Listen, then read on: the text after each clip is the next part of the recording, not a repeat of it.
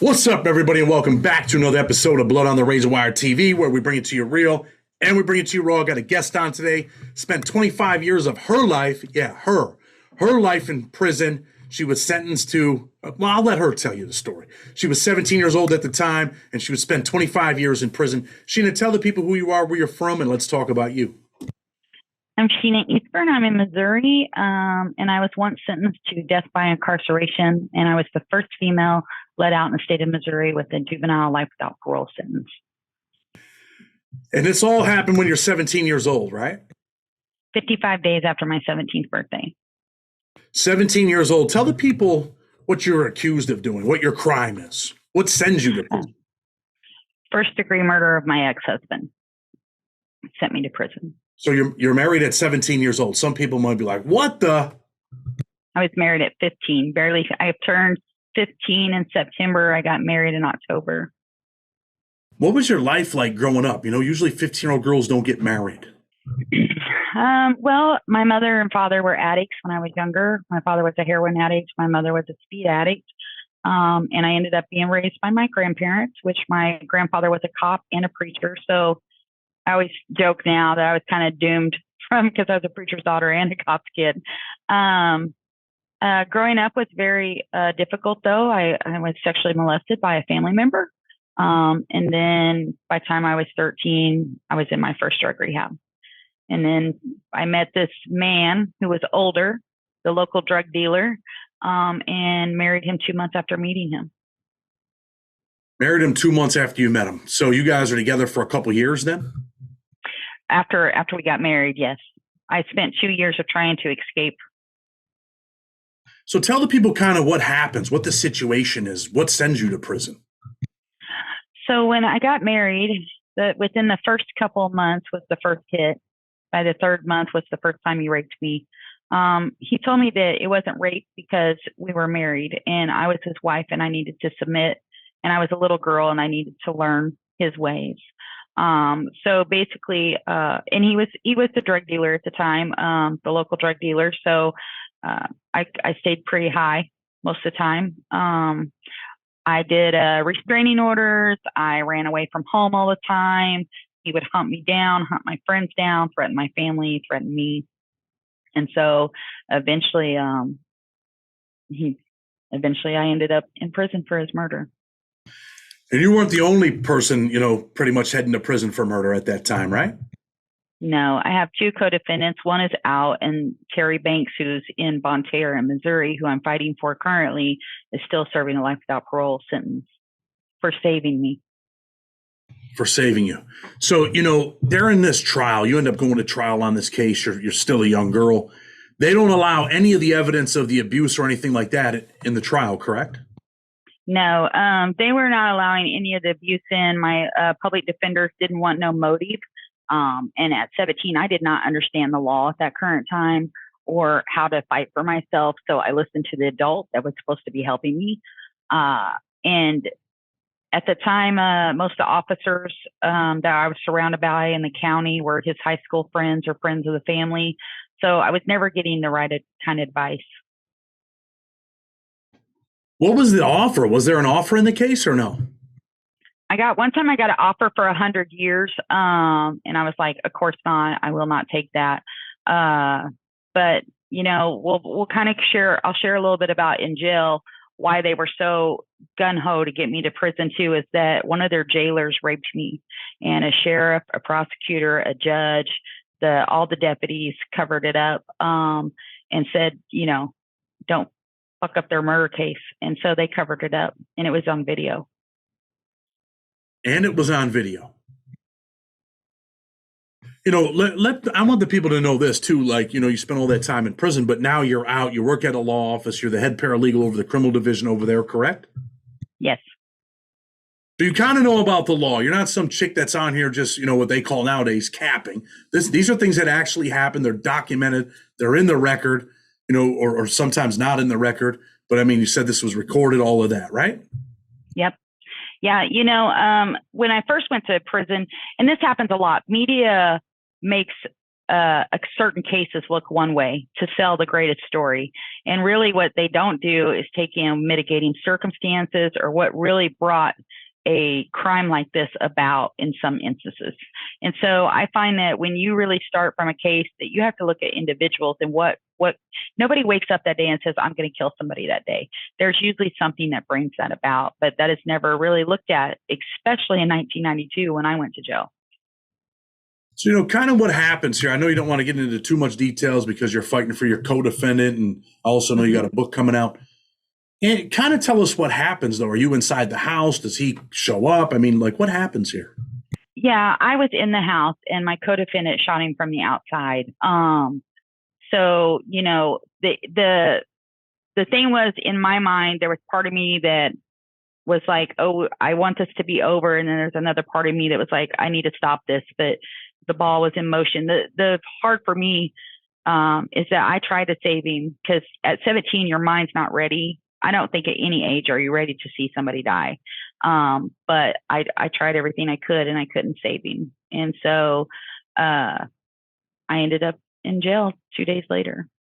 What's it like for a 17-year-old girl to see, her husband essentially laying on the ground dead? I mean, there's got to be blood and all kinds of shit, right?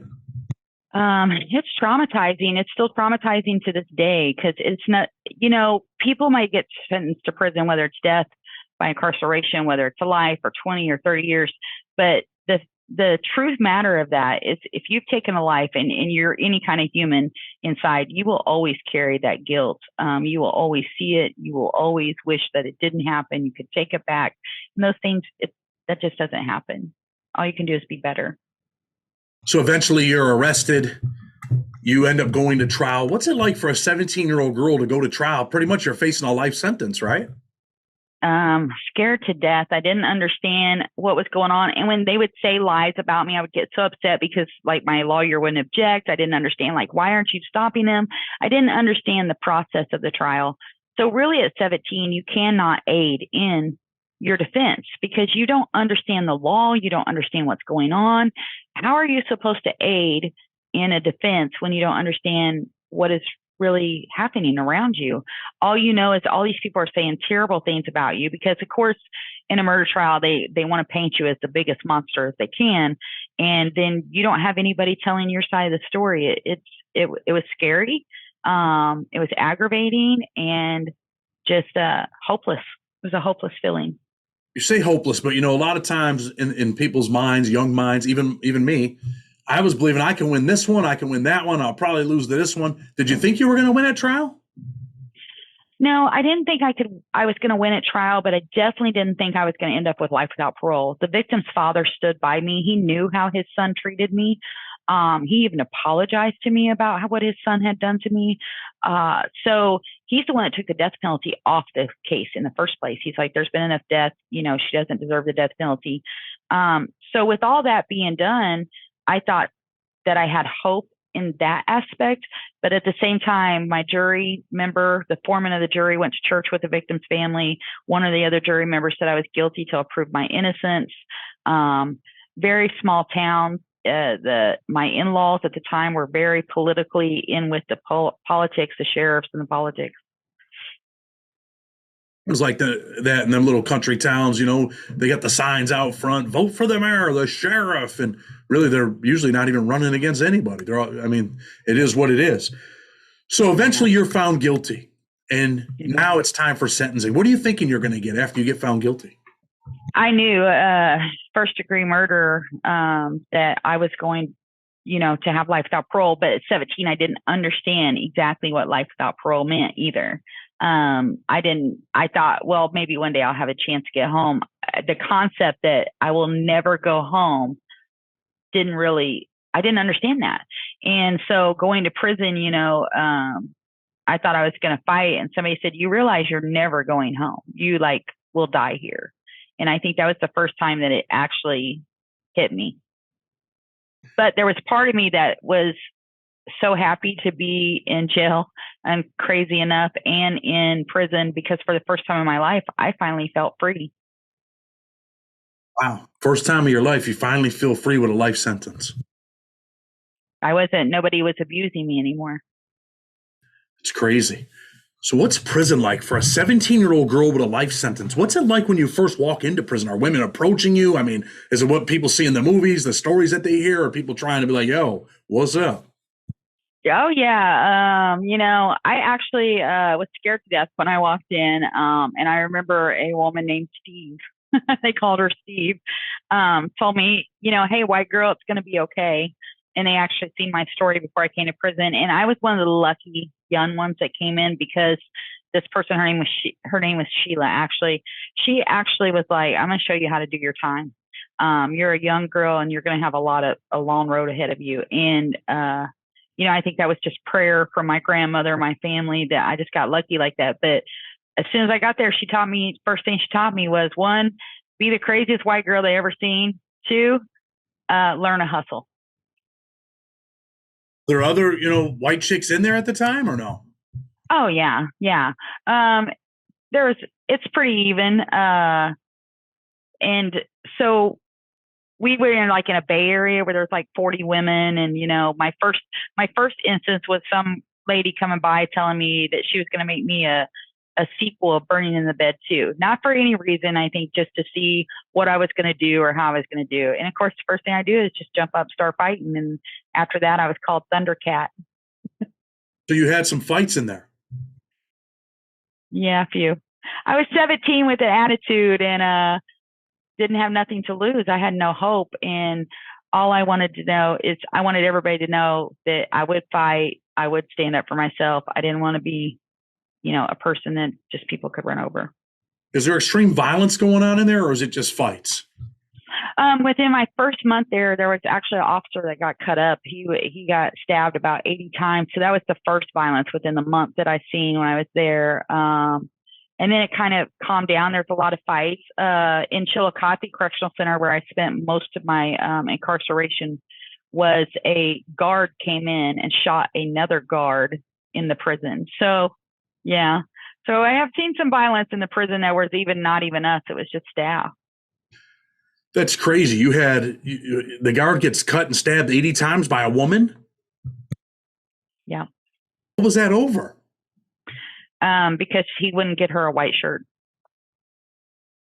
Wow. Okay. And then the other cop comes in. He pops the other cop right inside the prison. So it was a couple, and he went out. He did a guard shack check. We were all on the yard, and he went outside, got a gun.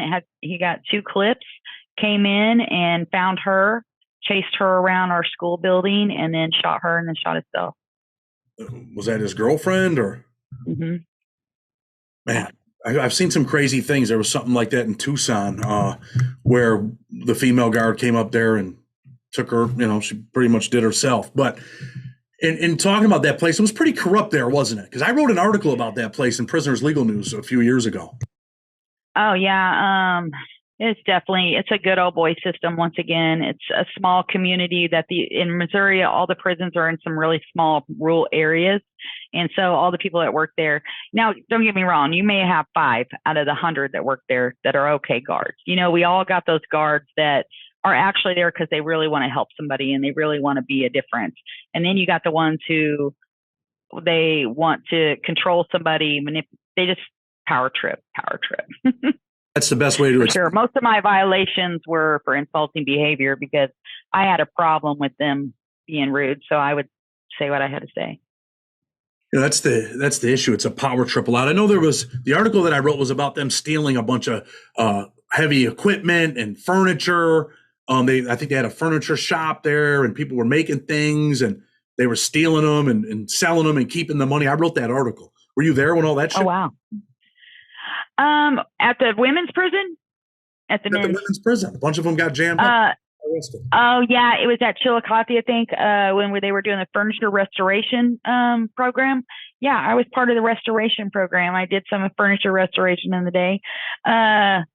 I don't remember all of that really, because sometimes I didn't do too well my first 10 years. I was kind of a heathen my first 10 years. So. You say heathen. What do you mean by that? What were you doing? What were you involved in? I was making hooch. I was fighting. I was doing drugs. I mean, anything to try to overcome that I was going to die in prison. And then when I wasn't there, I was sitting in the law library studying a law book somewhere. When we talk about using drugs in prison, right? Was it kind of an escape for you? Did the drugs take you out of prison? Absolutely. When you're a teenager and you're facing life without parole, you know, I mean, I'm glad to be free, but at least if I would have had the death penalty, I knew there was an end date. When you have life without parole, you don't know if you're living until you're 40, you're 50, you're 90, you're 100. And so that depression and that hopelessness becomes a huge part of your life. And I did drugs in prison because I had no hope.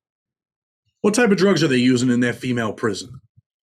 Well, back when I was younger, we was doing a lot of pills and marijuana and things like, that weren't real bad. But now it's meth. Suboxone is a huge thing that's going on there, and fentanyl. We've had a lot of deaths in the Missouri prisons that due to fentanyl.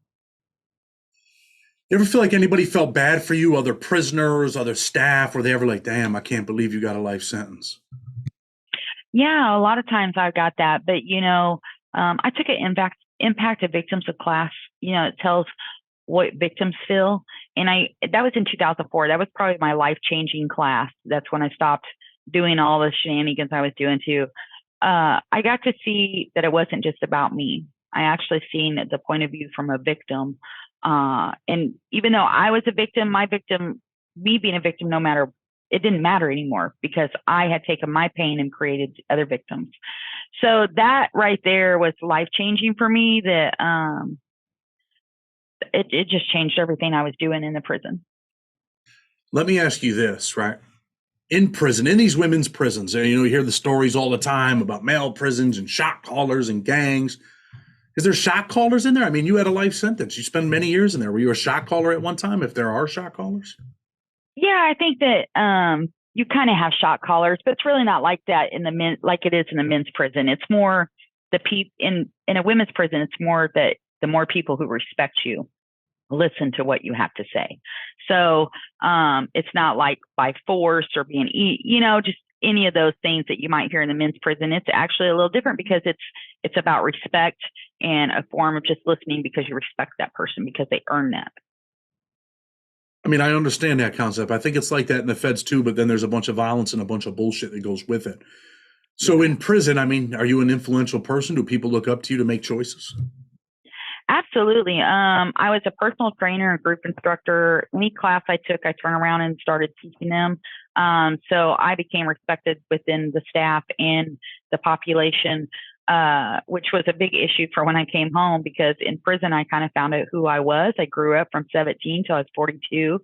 And so people looked at me a lot. I trained dogs. I was a master dog trainer. Like I said, personal trainer. And I just, when I left, I remember they had to hire like 7 people to do my one job. So, because I just stayed involved in everything.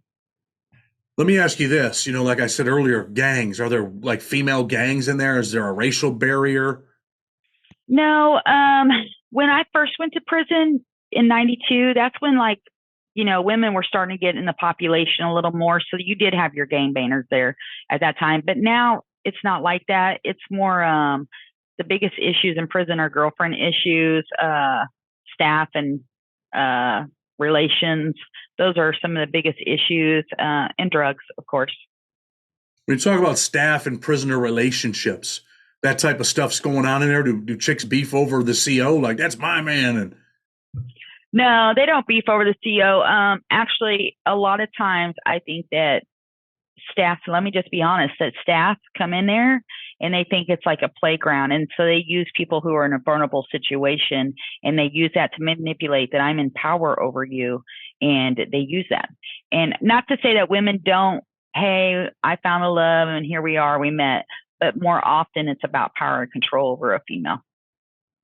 But some of the women are using the men too to bring shit in, money, stuff like that, right? Absolutely. Absolutely. It goes both ways. They kind of like selling the men a dream and it's just a con and everyone knows it except for the cop. Yeah, I think that's anywhere you go, whether it's in prison or out here. Doesn't it happen everywhere? But yeah, I mean, if you want some bubble gum, you want some cool ink pens, you want, a Zuzu Wham Wham you don't get out on the streets, yeah, you could definitely manipulate staff to bring it in. Yeah, so I mean that's what I mean though. Are there some male staff there that think that the chick that's serving time is like that's my chick, and when she gets out, we're going to be together? Oh, yeah, I'm sure. I'm sure they have this fantasy life that that's how it's going to be. Yeah, In reality, it's really not like that. no, no. I mean, you have some that's gotten out and they've been married and now they're a couple still. You know what I mean? I think it just depends on the situation, the person that's coming in the institution to work, and what kind of institution it is. I interviewed a guy yesterday that he did I think almost 25 years, and he ends up meeting this CO chick at the end of his bid, and she ends up getting jammed up. He gets out, they get married, and they're together now. So I mean, it does Yeah. happen. Yeah, it does happen. I mean, you can meet, in stranger situations. I mean, like I said, like same thing. I've known people that have gotten out and they're still with that person today. That person doesn't work there anymore. And then there's been the ones who have forcibly taken advantage of women in the prison and took advantage of them and used their power and control for that. What's the worst thing about a female prison? I mean, is it dirty? Is it stinky? I seen a video the other day, I think went viral. A dude interviewed a chick, and she said something like about how nasty it is inside a woman's prison. Do you feel the same way? Absolutely. I never knew women could be so nasty. You would think that they come in and keep everything clean and things like that, but it's not. But you got to think where some of these people come from, and maybe they've never had home training, as we used to say in prison. You've never had home training. But yeah, it's nasty. But also, the conditions, it doesn't help that the prison conditions just get worse and worse. The state doesn't care about the prison being up to code or being what it needs to be. So, I mean, there's no standards already there. I know you talked about using drugs and drinking to kind of cope with it and get through it. I mean, were there days when you just felt like, man, I don't think I'm gonna make it till tomorrow? I definitely contemplated, unaliving myself on more one occasion. When you're left with no hope, you have nothing to lose. And I thought I had cut all my family off because I was like, go live your life. I couldn't handle living in both worlds. Sometimes people could be in prison and call people at home and do those things. I was not one of them people. I had to say, this is my life. I stopped my family from visiting me, everything. I had to face it. That's where I was. So how did you get money? I mean, was your family still sending you money here and there, even when you discontinued, your communications? I hustled. So I learned to crochet. I learned to play cards. Anything that I could hustle is what I did. I would make stuff and hustle and keep my own money. And of course, every once in a while, somebody send me birthday money or this, and you just make it laugh. I see you got a ring on your finger, right? Let me ask you this. Were there days when you would lay back and be like, damn, I wish I could get out and get married and have a son someday or a daughter and just be normal? Did you ever fantasize about that or daydream about that? Man, every single day I dreamed about that, that at some point during the day, I wish this wasn't my life. But I took full accountability of where I was and why I was there. So, but I would dreamed of it every day. I would lay and I would how they tell you manifest what you want in life. So I would actually make a vision board of being free and, hopefully having that. And due to the rape in prison, I knew I'd never have children because I had to have a hysterectomy when I got to prison due to the rape in the county jail. So I didn't really dream that a lot, but I did dream about being free.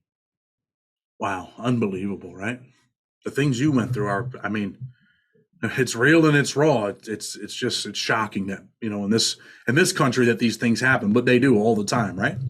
All the time. You say you turn your life around, Sheena. After about 10 years, you go to this victim impact class or whatever you do. What motivates you now to do the right thing, even though you got a life sentence and you're like, damn, I'm never getting out of here? What motivates you to say, you know what, I'm just going to live my life here and this is what it is and do the right thing? Well, first, I realized that I had caused so much pain to my family, his family. I wish I had made a better, different decision. So I thought, the one thing I can do is become a better version, my best version of myself, and help other women who were coming in and out, because you see people come in and out all the time, hopefully to change so that they could be the best version themselves. And then I gave my life to God in 2007. So that helped a lot too. And I became a minister in the prison, and that changed a lot for me. Let's talk about when you're on the path to possibly getting out. What happens? How are you possibly getting out? Do you file clemency? Do you file a motion? Tell the people what happens. So in 2012, they ruled that it's unconstitutional for a juvenile to have life without parole, Miller versus Alabama, and then Montgomery versus Louisiana. In those cases, it was showing that scientifically our brain does not take in the consequences. It's not fully developed. It doesn't process all that. So that opened the door for me in 2012. And I actually went back to court in 2012. And at the last minute, the prosecutor said, nope, we're not giving her a plea deal. They were going to give me life with parole.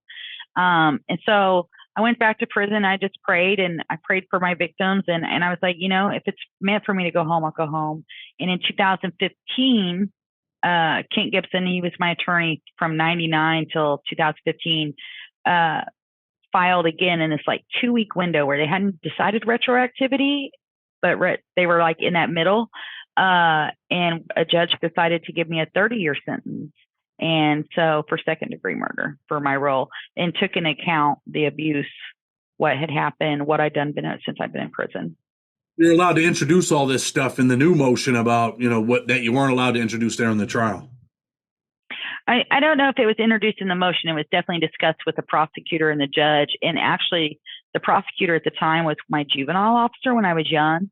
And it's for being in a small town, everybody knew what my life was like, even though that in this county, his family had the control and power, but in the other counties, people knew what was going on. And after I went to prison, people were talking about, oh, I used to see her with black eyes. Oh, now you think about it. One of the neighbors even said, when we heard that somebody was murdered at that house, we thought he finally killed her.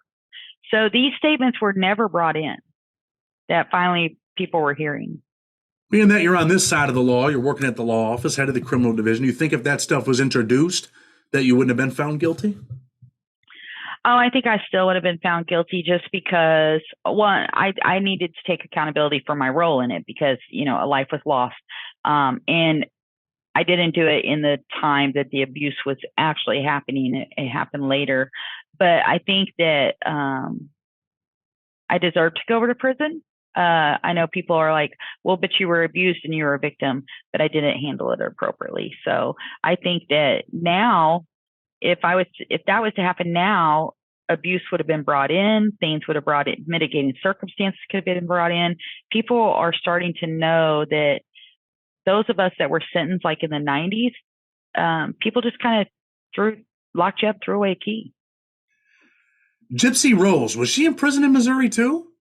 Yeah, I met her. She was in prison. She came a little bit before I left. Very, very sweet. I know the world is it's topsy-turvy with her. I mean, she got out and everybody loved her, and now it's like everybody's against her. So it's kind of crazy. So, Missouri kind of has a reputation for allowing people, that, like you said, you deserve to go to prison. You handled it wrong. She handled her situation wrong, but the abuse that she went through was just astronomical. The mother to me, was a nutcase. In your situation, yep. You got this older man that marries a 15-year-old, and he's, honestly, not probably the best of people. But, when you get abused and you see it in circuses and animals, you can only take so much before you snap. And people are like, well, you handled it wrong and you should have. But you know what? Yeah. It just leads to that, right? Well, when you get to a place, and probably like I was, he kidnapped me 3 weeks prior, took me to a wooded area, told me he'd kill me and nobody would even know. I would just be a missing little girl. I'm sure in Gypsy, she knew she could never get away from her mother. She was manipulative. She held her. When you feel captive like that, you think prison's no hope. Well, there's really no hope when you're trapped in a situation as abusive as that can be sometimes. If the hopeless it's awful. It's an awful feeling. Gypsy Rose goes to prison, kind of similar situation. She's a young girl. She's walking in. Mm-hmm. You got your sentence reduced. You're going home. You said that she was a sweet girl and all of that. Did you ever stop and talk to her and say, look, you're going to be all right? I mean, did you have conversations with her? That's what I want to know. I had a few conversations with her. She had come to, some of our classes because like I said, it was aerobics classes and stuff like that. She was very shy. Gypsy was very shy, inverted. The person I see today is amazing compared to that a little abused girl that came in. You know, when you see abused children and they keep their head down and they don't make eye contact, that was Gypsy when she came in. She's not that vibrant woman that she is today. The little girl, sheltered, and you can hear in her voice when she talks, it's like, I don't know. On them videos from back then, you're like, holy, I think it was shocking. But anyway, you end up getting out of prison. What's it like when you finally do get out of prison? Well, it was amazing. Of course, I'm free, but what I didn't realize was all the barriers and obstacles and the clouded version I gave myself of what I thought freedom would be like for somebody coming home after a murder case. I was like huge in the news because, my co-defendant also left prison without permission at one point. So we were like on America's Most Wanted and stuff like that. So when I first came home, people would say, I noticed you, I recognize you from somewhere. And I would always be like, oh, America's Most Wanted. And they'd laugh, but it was how I broke the ice. Because I didn't know if they knew me from coming out of prison or what it was. But for me, I was suicidal when I came home. Let me just be honest, Chad. I was lost. I didn't know who I was. I was almost like I was 17 years old again, coming back out of prison. My family were struggling financially, so I was trying to get a job and couldn't even get a job at Burger King. I had to go to another state, get a travel permit, go to another state just to get a job. How sad. Anyway, you're living your best life now. You're working, at that law office. I know you're involved in a bunch of things. Tell the people what you're involved in and what you're doing now to help others. So my first 3 years, I went through some depression and things like that. And then I started a group. One day I just woke up and was like, prison didn't break me. And this was to my fiance. And he's like, what do you mean? I said, I'm not going to let this break me. I didn't let prison break me. I'm not going to let, coming out, being lost break me. And so I started this Facebook group. It was just a support group list for us all to get on. And then I started learning about advocating for others and learning how that I could be a voice for those inside. Because I always said when I came home, I was going to do something. I'm not going to forget you guys. I'm going to do whatever I can. And so now I just use my voice to talk to senators and legislators. I go to Washington, D.C. I go to Jefferson City Capitol. I got a job at a law office. My hopes to hopefully maybe go to law school one day and just become an attorney myself. And so now I try to do everything I can to open the eyes and the ears of others who don't know about incarceration, that there are redeemable people in prison and that there are good people in prison. Some of the best people I met are still in prison. You know what? I feel the same way. And you actually work at the law office with my cousin, Russell Marks, who also spent, 25, 30 years on a life sentence in federal prison, came home, law school, probably going to be a lawyer here soon. And I hope that the same thing happens for you if that's what you want to do. Absolutely. I think that all of us coming home and being voices and showing what's really going on in the prison system, what's really happening, that these laws need to change. I think that is important with us with lived experience coming out here and sharing our stories, because people are finally seeing that we're actually human beings that have been incarcerated. We're not animals that you can just throw away and say there they are, just forget them. Well, Sheena, before we get ready to go, anything you want to say? I just want people to realize that, that we're not our biggest mistake. And there's times that we could definitely have chosen to do different, but we wouldn't be who we are today now if we wouldn't have made those mistakes. Well, I definitely appreciate you coming on. You've been through a lot of stuff, but you know what? You turned your life around. You're doing great things. You're helping people. Just want to say thank you to you for coming on and sharing that, right? And just tell people, if you like what we're doing, hit that like button, hit that subscribe button. I've seen Sheena, I think, on TikTok. We'll put her links up. Go check her out, because what she's doing over there is also telling some of her story and trying to help other people. Not just men, but also a lot of women. So anyway, Blood on the Razor Wire TV, with respect, until tomorrow, we're out of here.